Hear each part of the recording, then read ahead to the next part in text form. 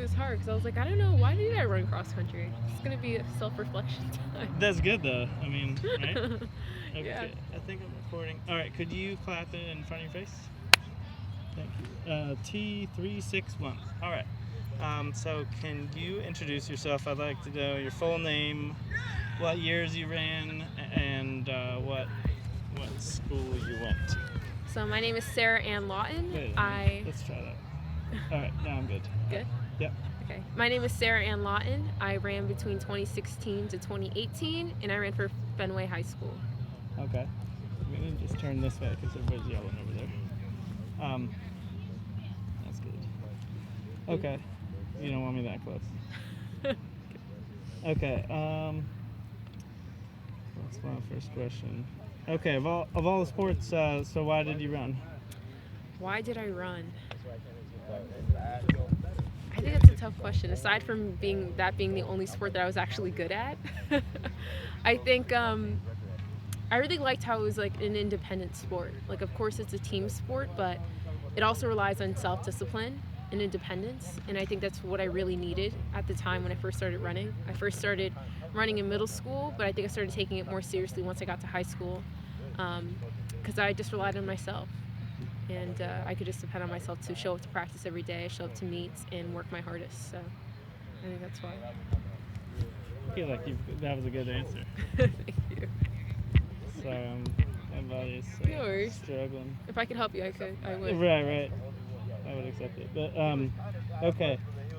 My next question is, what did you think about when you were running? Nothing. It was just a lot of silence, which is exactly what I craved at the time. I think high school was a very difficult time for me, whether it be like I had to work part-time, I had to go to school full-time. Life wasn't the greatest at home either. So I think what I craved was just silence. And when I ran, I thought about absolutely nothing. So it's just, I looked forward to that solitude after every single day where I was able to just go out and run on my own and just not focus on anything for at least an hour before I had to go back to reality and deal with the stressors of high school and the stressors of just life in general. So I looked forward to running every day. Cool. Let's see. So can you describe Coach H?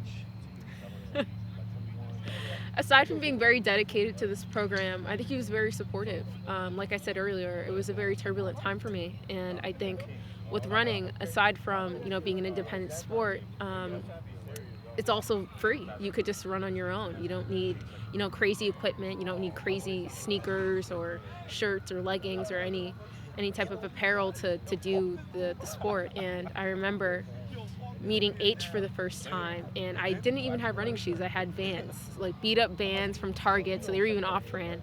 And I was like, I can run and I can show up every day. And he's like, okay, well, if you run and you show up every single day, I'll also invest in you. And he gave me my first pair of running sneakers. He gave me my first running watch and a uniform. And ever since that day, he's been nothing but supportive. And fast forward now, I'm in my senior year of college, and I met him my sophomore year of high school. And he's been here every step of the way, giving me training over the summer, giving me an opportunity to come back and volunteer.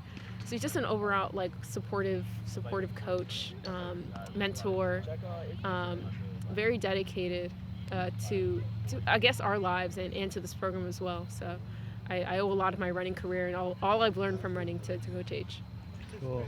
What was it like being on a team of kids from all across the city?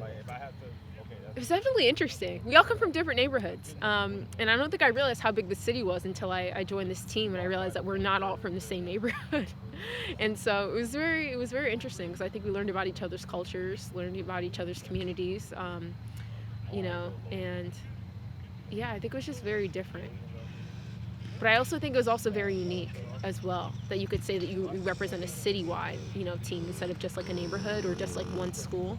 I think that's what also unified us, is that even though we came from different neighborhoods and although we came from different spaces, we recognized that when we were traveling to all these suburban schools that we only had each other. And so it didn't really matter that we were from different communities or different neighborhoods, because at that moment, at certain moments throughout the season, we realized that we were kind of all we had when it came to traveling long distances at meets. So. Cool. What's the biggest life lesson that you took from running cross country? Biggest life lesson that you're gonna have to make sacrifices, and to go more into depth about that, cross country requires discipline. It requires consistency. And when you're starting to run at such a young age, like 14, 15, I think those are very hard life skills to comprehend at the time. And I think cross country helped me prepare for sacrifices that I have to make while my friends were out, going to parties or going bowling or doing fun activities right after school.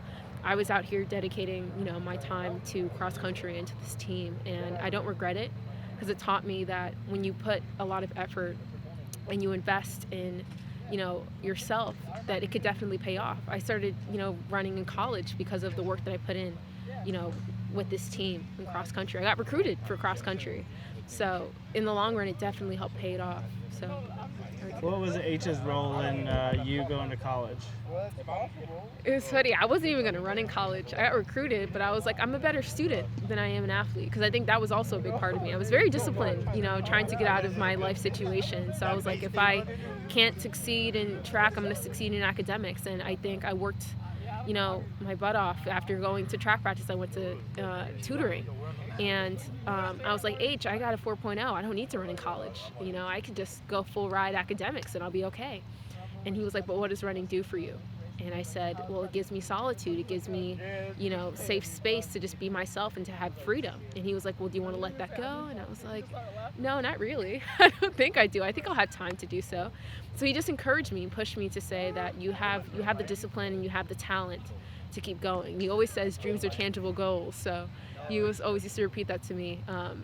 And before I made the decision to run in college, I just repeated that mantra: dreams are tangible goals. And my dream was to succeed in cross country and track and in my academics. And he gave me the confidence to realize that I could do all three. So, yeah. That's awesome. All right, H in one word.